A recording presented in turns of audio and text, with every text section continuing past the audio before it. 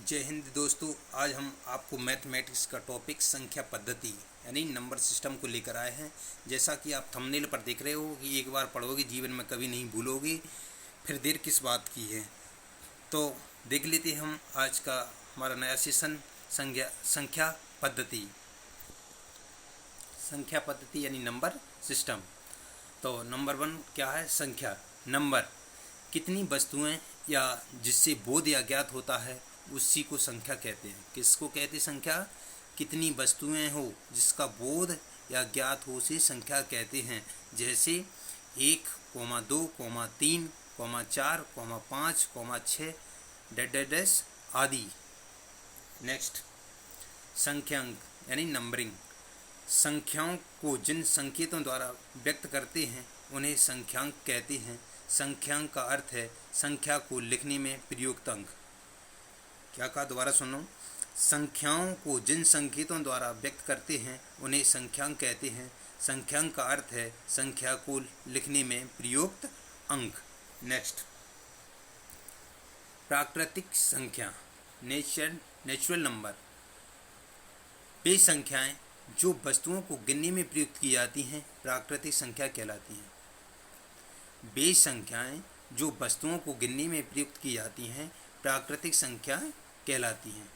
जैसे 1, 2, 3, 4, 5, 6 डैश आदि। प्राकृतिक संख्या कौन कौन सी संख्या कहलाती हैं? 1 से लेकर अनंत तक।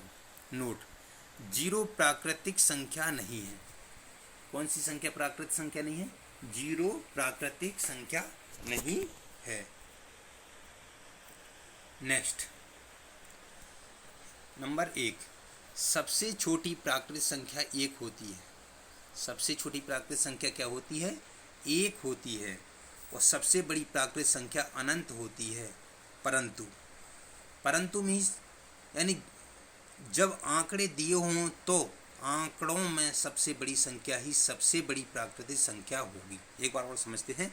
जब आंकड़े दिए हों तो आंकड़ों में सबसे बड़ी संख्या ही सबसे बड़ी प्राकृतिक संख्या होगी। नेक्स्ट, किसी भी प्राकृतिक संख्या में 1 जोड़ने पर उसका अनुवर्ती एवं 1 घटाने पर पूर्ववर्ती संख्या प्राप्त होता है। क्या कहा? किसी भी प्राकृतिक संख्या में 1 जोड़ने पर उसका अनुवर्ती एवं 1 घटाने पर पूर्ववर्ती संख्या प्राप्त होता है। नेक्स्ट, नंबर 4, प्राकृतिक संख्या की सबसे बड़ी प्राकृतिक संख्या नहीं होती है। किसकी? प्राकृतिक संख्या की सबसे बड़ी प्राकृतिक संख्या नहीं होती है, क्योंकि उसकी अगली संख्या उससे भी बड़ी होती है।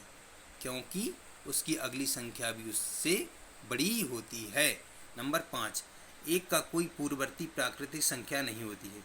1 का कोई पूर्ववर्ती प्राकृतिक संख्या नहीं होती है। नेक्स्ट, नंबर 6, किसी भी प्राकृतिक संख्या में 1 जोड़ने पर उसकी अगली प्राकृतिक संख्या प्राप्त होगी तथा 1 घटाने पर ठीक उसके पहले की प्राकृतिक संख्या प्राप्त होती है। दोबारा सुनते हैं। किसी भी प्राकृतिक संख्या में 1 जोड़ने पर उसकी अगली प्राकृतिक संख्या प्राप्त होगी तथा 1 घटाने पर ठीक उसके पहले की प्राकृतिक संख्या प्राप्त होती है। प्राकृतिक संख्याओं को धन पूर्णांक संख्याएं भी कहते हैं। आपको कई बार पूछा जाता है परीक्षा में कि प्राकृतिक संख्याओं को किस नाम से जाना जाता है, तो प्राकृतिक संख्याओं को धन पूर्णांक संख्याओं के नाम से भी जाना जाता है। नेक्स्ट, पूर्ण संख्या या मूल नंबर। यदि प्राकृतिक संख्या में या धन पूर्णांकों के समूह में 0 को भी सम्मिलित कर लिया जाए तो प्राप्त नए समूह संख्याओं को पूर्ण संख्याएं कहते हैं। जैसे 0, 1, 2, 3, 4, 5, 6, 7 डैश आदि। दोबारा सुन लें। यदि प्राकृतिक संख्याओं में या धन पूर्णांकों के समूह में 0 को भी सम्मिलित कर लिया जाए तो प्राप्त नए समूह संख्याओं को पूर्ण संख्याएं कहते हैं। जैसे 0 से लेकर अनंत तक आदि। नोट, 0 पूर्ण संख्या है लेकिन प्राकृतिक संख्या नहीं। 0 कैसी संख्या है? पूर्ण संख्या है लेकिन प्राकृतिक संख्या नहीं। नेक्स्ट, सभी प्राकृतिक संख्या पूर्ण संख्या होती है। सभी प्राकृतिक संख्या कैसी संख्या होती हैं? पूर्ण संख्या होती हैं। नेक्स्ट, लेकिन सभी पूर्ण संख्याएं प्राकृतिक संख्या नहीं हो सकती। लेकिन सभी पूर्ण संख्याएं कैसी संख्या नहीं हो सकती?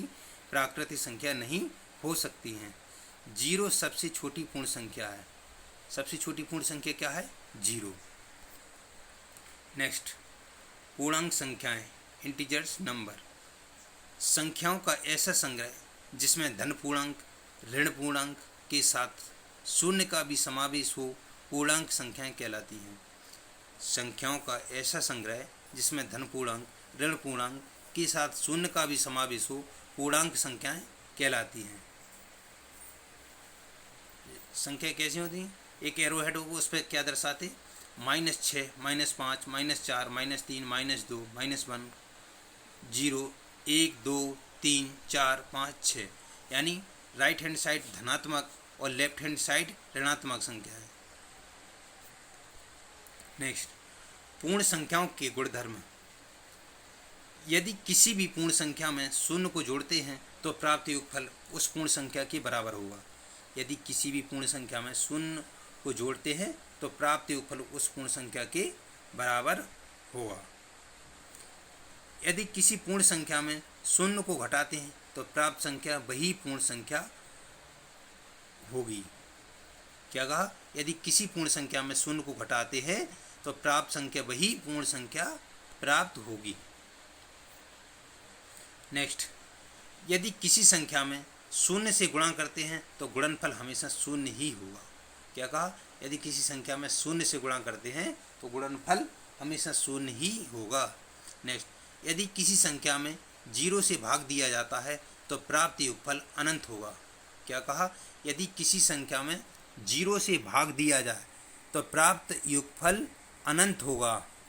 यदि 0 में किसी संख्या से भाग दिया है तो हमेशा योगफल 1 प्राप्त होगा। इस चीज़ में अंतर समझना। यदि किसी संख्या में 0 से भाग दिया जाता है तो प्राप्त योगफल अनंत होता है।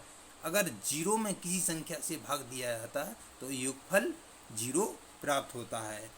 थैंक्स। मुझे उम्मीद है कि हमारा वीडियो आपको पसंद आया होगा। तो आपसे प्लीज़ रिक्वेस्ट है कि आपने अगर हमारे चैनल को सब्सक्राइब नहीं किया हो तो सर्वप्रथम हमारे चैनल को सब्सक्राइब करें, जिससे आपको ऑल नोटिफिकेशन मिलती रहे। जय हिंद, जय भारत, वंदे मातरम।